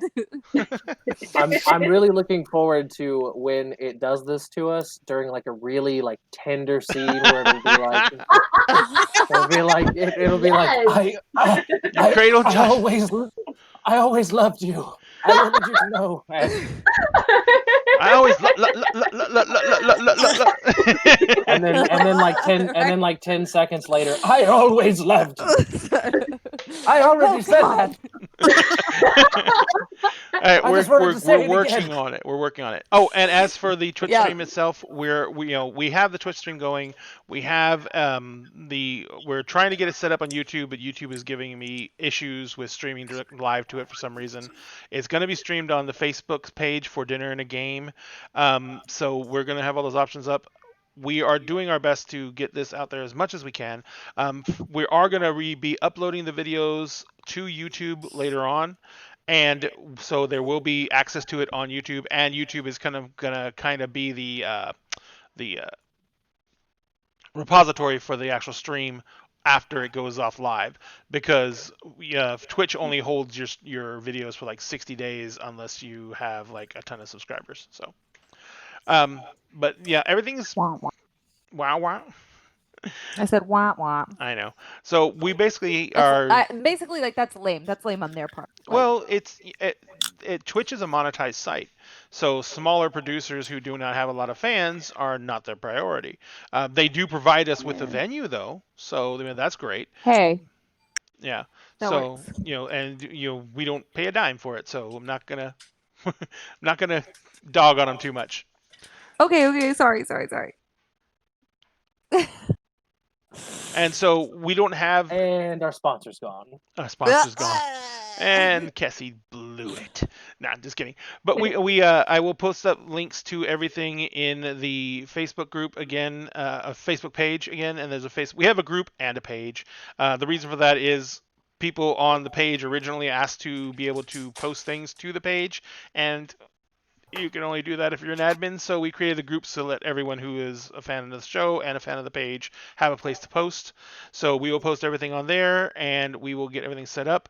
YouTube doesn't have a link, a specific, like we don't have dinnerandagame.net on YouTube yet, because you have to have a set amount of YouTube subscribers before you can have your name. I think it's like Babe. 100. Yeah. Real quick. Someone's asking what will the YouTube channel be? And I was actually answering the question before you yelled at me because I can see chat too. Yes, but you're really, really long-winded. She's my wife and I love her so much. Does anyone have a bat? If you love her so much, why don't you marry her? I thought I did. Ooh. The group is on Facebook. I can post a link up to that into chat. It's called Dinner and a Game. Yes. And actually, let me see what I can do to get that for you guys right now. Everything runs slow because I'm streaming from this machine, and this machine hates streaming. No, just kidding. The machine is actually really nice, and I love it. Don't get mad at me, machine. Be nice to the machine, Yes, I know. or she will be mean to you. Yeah, I know. Bow down to your machine overlords. Better Exterminate. bow down to something. I All right. got mad at mine earlier, and it shut off everything and rebooted itself. Well, you shouldn't have gotten mad at it. It I, for wasn't one, loading. love computers and all of our robot friends.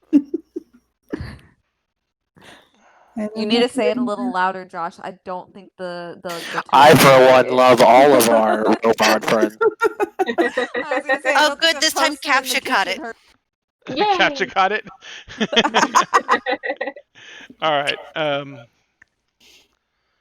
I'm gonna post this up into the chat window.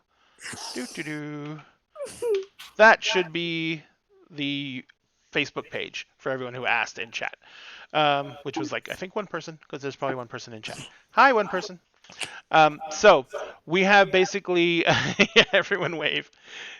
We have basically everything set up, and we are going to be doing several streams. We already do a Saturday afternoon Monster of the Week game that happens from noon to 4.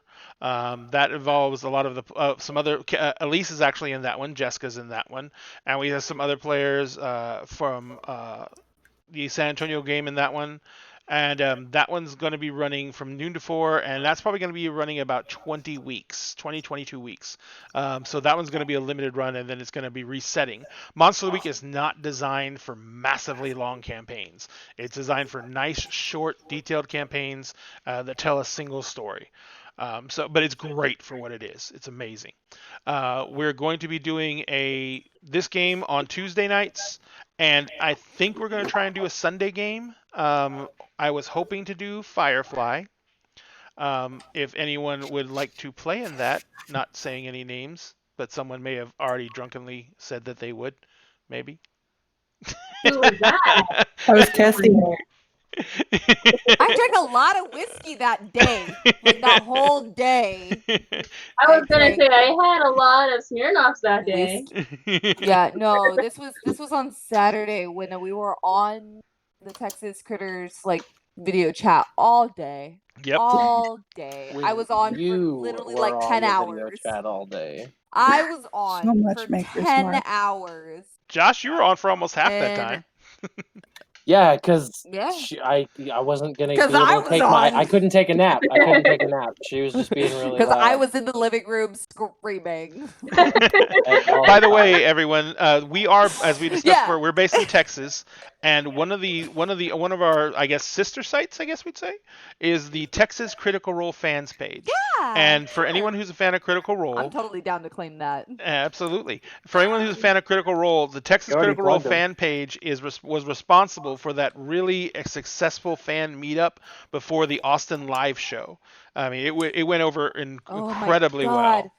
And I did not personally have something to do with organizing that. That was mostly Sarah, who's one of our other admins, and oh my gosh, that was like one of the best meetups I have ever been to for anything ever. Like, it was insane. There were so many wonderful critters there, and it was like, again, another like really like almost all day event until people had to leave to go to the live show. Yeah. I heard people were and running it was- games there and everything like that. Oh yeah, we ran a few games on their patio. Like we pushed a bunch of tables together on the patio. What was the name of the place I again? think Emerald Tavern. Emerald Tavern in Austin. Emerald Tavern in Austin. Yeah, if you ever are in Austin area, please check it out. They're one of the coolest gaming sites like ever. Like they allow gaming there. They have all sorts of gaming stuff to buy. They're also food and drink, and just it's literally everything you could ever want in one spot. And it's huge too. It's huge. It was more than enough to encompass our entire critter family that was out there. And if you go to the Texas Critters Facebook page, you can see some of the pictures. They were like 40, 50, 60 people at that meetup. It was there not were small. so many people. We did a big group photo on their patio at one point. We actually, if you look, maybe I'll post it. Maybe I'll repost it on the Texas Critters page or something, or maybe the Dinner and a Game page. But there's an actual video of us all singing the theme song together. Yes, right I after remember we that. took the I group remember photo. It was really, really cool. It was really special because we to play it like really loudly for anyone, like over speakers or anything. So literally somebody's playing it on their phone and directing the rest of us to like all sing it together, and it turned out really beautiful. It was just really cool. It was great.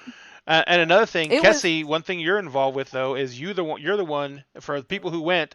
You're the one who set up all the meetups at the Texas Renaissance Festival for Critter fans last season, like almost every single weekend.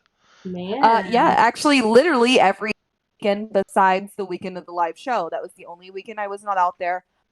I asked people to try to keep the spirit going and do it and send me pictures, and I got no pictures, so I assumed it didn't happen because I wasn't there. But every weekend, 8 out of the 9 weekends last year, we ended up having a Texas Critters meetup out at Texas Renaissance Festival at 1 p.m. on the Saturdays in the Magic Garden because it's just cooler back there, and so many people were in cosplay. It was nice. But yeah, it was such a crazy thing because I had people just posting about it on the page in general from the very beginning before fair even started, saying like, "Hey, we want this to happen. Like, can you make this happen?" Or well, just saying like, "Oh, hey, it would be really really cool if we had a meetup."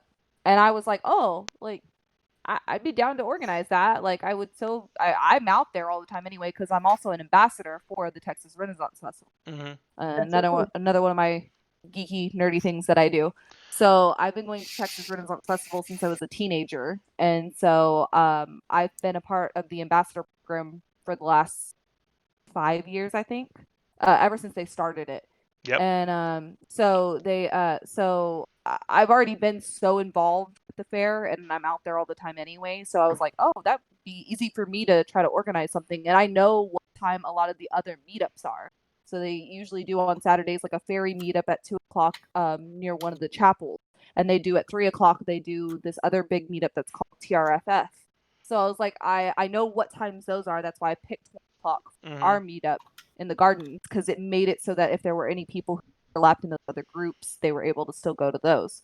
Right. So it was something very easy for me to do, and I volunteered. And then the first week, we got one person. We had one person show up, and I was like, "Oh, okay. I thought this was gonna be a thing. Maybe it's not gonna be a thing. I don't know." And so, like, but Well, so that thanks for the one person. Hey, and Yeah. that one person was my friend Philip, who's now one of like is a very good friend of mine. And we found out that we ended up living close to each other, and he hung out with me the whole rest of the day. And because it's like, hey, you're a critter, you're family, so we became really close really quickly. And then every week after that, it just like grew and grew and grew, and it wasn't. I think it was actually the week either right before the live show or the week right after. I think it was the week right before the live show was, I think, the biggest one we had probably the whole season, and it was massive. We had so many people, and I literally was freaking out the whole time. Like, if you see the pictures from that weekend, I'm literally like all over the place, and I'm like, oh my god, there's so many people here, and there were so many people dressed up in cosplay too, which was even better. I was like, oh, you got to be kidding me. I was like, no, this is really become a thing. Like, people know about, and that was the thing, is like every single weekend we had people at the beginning of the day when they came to Renfest had no idea about the meetup. And it was like other people who were critters found them like early in the day and were like, oh, are you coming to the meetup? And they were like, there's a meetup. And so it was like, it became this whole big funny thing of like, oh, okay, so how many people actually knew about this, and how many people got stopped earlier today and was told, hey, be in the gardens at 1 o'clock because people are going to want pictures with you. Yep. And That's so awesome. and it blew up into this whole big thing, and I couldn't have been happier. Like, I literally was in tears that one day because I was like, wait, no, like, people actually showed up for this? Like, this is a real thing? Like, Yeah. Well, the big thing, and I will tell you exactly, Critical Role was the inspiration for what we're doing now. When we did the podcast, it was just an audio podcast and everything like that, and we did it because I've always wanted to try and do something like that, but we didn't really have the technology back when I started gaming in like 1982. We didn't have anything like this, and so I've always thought this would be something great. And when I saw Critical Role for the first time, I just like was floored. And we did an audio podcast for a while, and then we moved to Houston, and that's when we decided to try streaming. And it's just the idea that you can put together a game, and as long as you run good story and you present people with a good story and you challenge people to actually would challenge your gamers to actually engage with the story and be part of the story, you'll get good content out of it every single time. And that way, the people that watch the show will have something that they actually enjoy being part of. And so that's what we're going to strive for with this game, with these games. there's going to be combat, there's going to be action. It's all part of the narrative, but the overall focus of all the games that I run is always going to be the storylines and how the characters and players interact in character to promote those storylines and to see them through. Now, the other thing that we're doing with the show itself, and for on purposes and everything like that, is because this costs money. Everything that we do is going to be, everything we do we have to pay for. So hosting, everything like that. So we are going to be starting a Patreon. We've got rewards coming in. We put an order in for dice and dice trays from China. Some of them are going to be branded. Some of them are Do you going want to show the new mug? Oh, do you have yours? I'll go I get do it. not. I'll show one of the pieces of swag. Yes, we actually just got it today, and I was going to use it, except it would require me washing it. And Hey, Well, I mean, you can Right. use it if you don't want to wash it. I just feel don't like recommend doing it. dishes. So So I literally went into my kitchen yesterday and was like, I need, but I'm sick. So yeah, you were not feeling good, sweetie. So we're going to be doing a lot of different swag. Most of the swag that's coming in for this first order is going to be to support the Patreon, because we're going to be having different rewards at different levels. I think this is going to be the part of the $20 level. I don't remember. But the Patreon's set up to where you don't have to keep it at that level. You can contribute and then change it the next month and drop it back down if you don't want what the next reward is and everything like that. But for this reward, it is a giant nice. coffee mug with our Louise, logo you've met on it. Ray. it's so you know- pretty. You know how big his hand is. Yeah. That will I hold want like It's a Yeah, that'll 15. It's a hold, like- 15-ounce coffee mug, so it is big. So Yeah. that's my morning coffee mug. yes, After So it it's gets gonna hold washed. my whole teapot. yeah, there you Exactly. go. But yeah, so we have these right now. We do have a store set up on the website www.dinnerandagame.net, and it has stuff like our coffee mugs, our T-shirts are on there. Oh shit, I didn't even wear a T-shirt. I'm a bad person. But we have branded T-shirts in a whole bunch of different colors. We have branded sweatshirts. We have everything like that. We're doing this through a print-on-demand store right now. So if the want ever gets high enough, we'll switch over and actually do other means, because we can save the fans money by not doing print on demand. Print on demand is probably the most expensive way to go. But we keep we keep what we charge extra beyond the print on demand fees low, because we're not looking to make a massive profit. We're just looking to pay the bills. We're looking to pay for the hosting and everything like that. And I'd like to be able to give something back to my players, because they're making sacrifices like staying up till 10 o'clock on a weeknight to play D&D and act crazy with us and watch Cassie drink wine. Oh, that's so crazy. Oh man, I've never stayed up that late playing D&D ever. Not in last my night life. at all.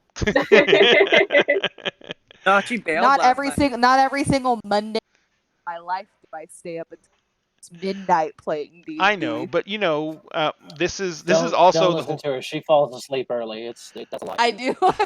I am notorious for falling asleep at the table because I wake up at 5 a.m. Yeah, so do I.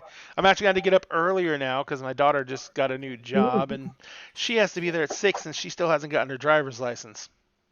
Ugh. Yeah. That Oh. sounds bad. I'm sorry. Yeah. It's going to be great.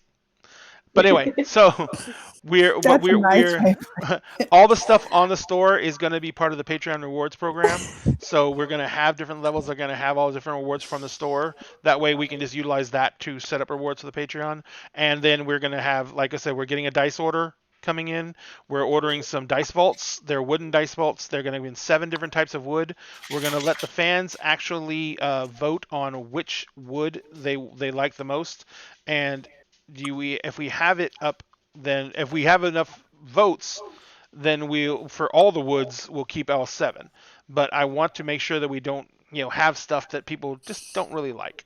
So but there's 7 different types of wood, ranging from cherry wood to zebra wood, and they're going to be 7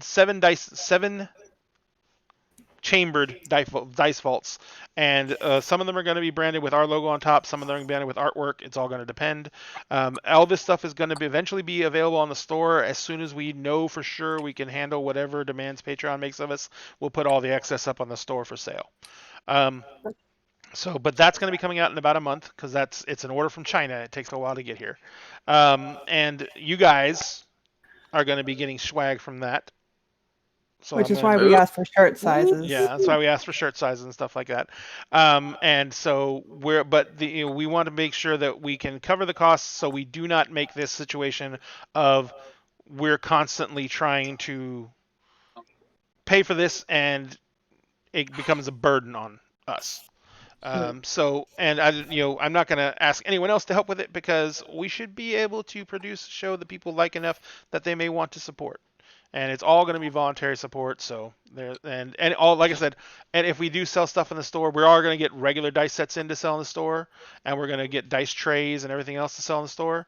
And so if all that makes us profit that we can actually put towards getting new cameras, sending you guys new cameras to set up in your houses and stuff like that, then that's what it's going to go to. Everything's going to always go to better the show. Yes, you heard that right, Cassie.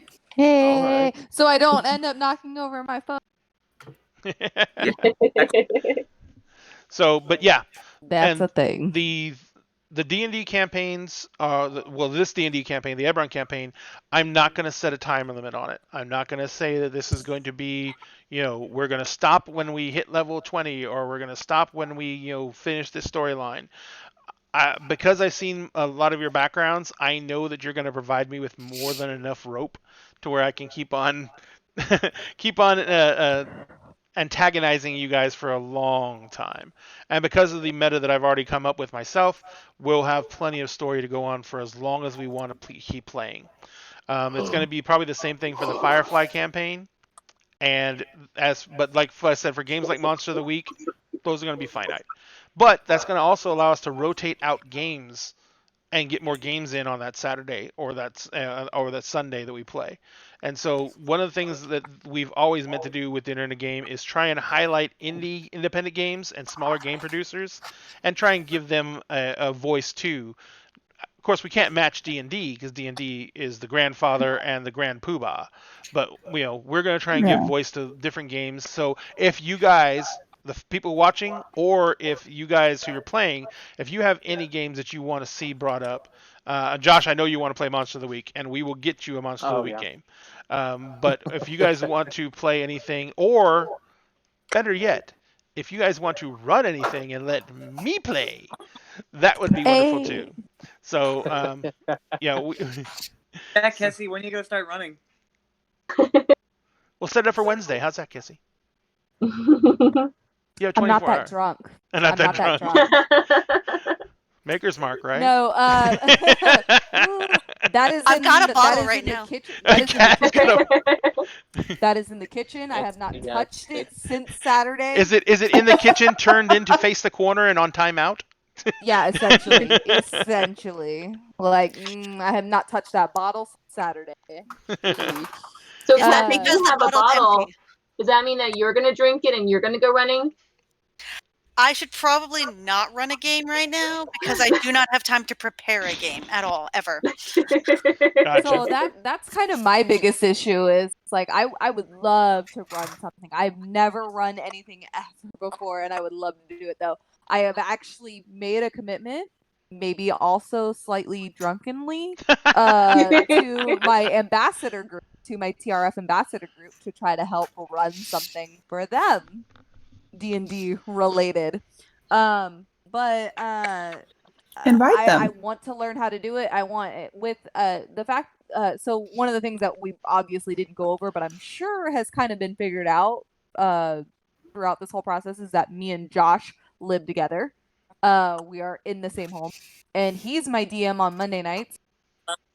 I've literally had a very small number of DMs in the 4 years that I've played D&D, and he is number one pretty much. He's the one I've had the most of. So I'm like, hey, help me. So I've already been trying to listen to help me do. She other won't take stuff, my advice. She won't take my advice and just run Lost Minds of Fandelver. She No, I do won't it. do it. I won't. She won't. I She won't. won't do it. I won't run that because You have to break the curse. I am cursed with Lost Minds of Have to Fandelver. break Like the I am curse. so super that I have never been able to finish it. Ever. And it bothers me, and I won't play it again. I won't play it again. What was that, Evan? Oh no, he's also we've all the curse of not. So his campaign that he was trying to I've tried to organize for us, he actually organized it so that we were running Lost Minds, and it was going to then transition into his own campaign, which was really cool, and it had a lot of really good stuff about it, and I was super excited about it. And then people ruined it. People ruined it. Wow. Not anyone involved with this. Not anyone involved with this. But there were other people. There were other people at that table that did. Yeah, well, the biggest thing you cannot contend with in any RPG environment is the players. Yeah, and the group dynamic. Some people have very, very, very different personalities, and you just can't anticipate how different personalities are going to end up meshing together, sitting at a same table in someone's home, and it just, there was a conversation that started that just never should have started, because it's like, it's just one of those things. It's like, you shouldn't bring up a mixed company. Cassie and I are very good friends off the table, but on the table, we're mortal enemies every time. Oh yeah, every time. Jessica and I are. That's gonna make the day interesting. Yeah, Jessica and I are married, and every single time we play together, she hates my character. Well, then stop playing douchebag characters. So Elisa's favorite thing is to attack my characters. Like every time. That's my favorite thing. Cat, wait, Cat. I distinctly remember someone having Elisa's character tied up for a couple of days in a hotel room.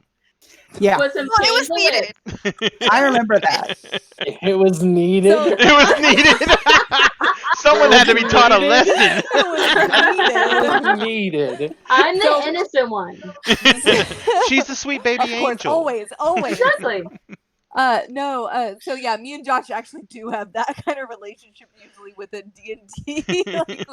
Our characters don't always necessarily are on the same page to get along. I just want your character to love my character, and you never.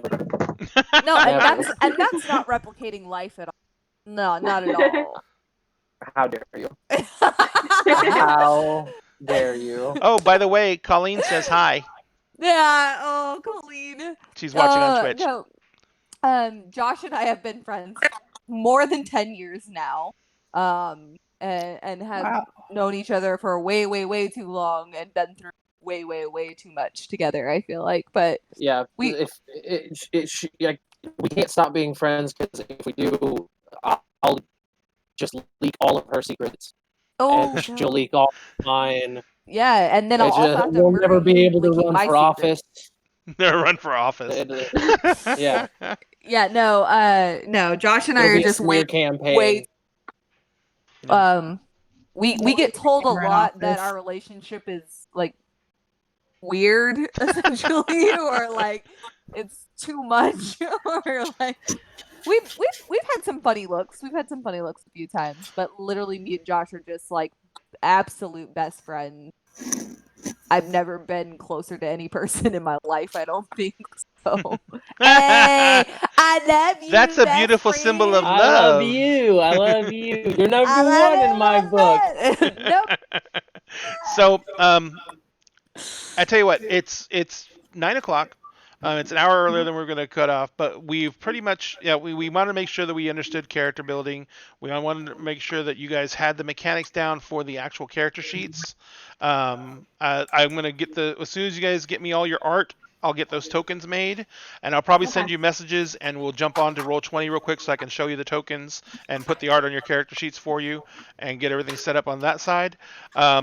And we may get together a couple of times before the next game just to get the whole situation with, because I'm getting what they call the overlays done for the show. So as soon as the overlays come in, we need to get on and try them out and make sure we get everything set up with them correctly.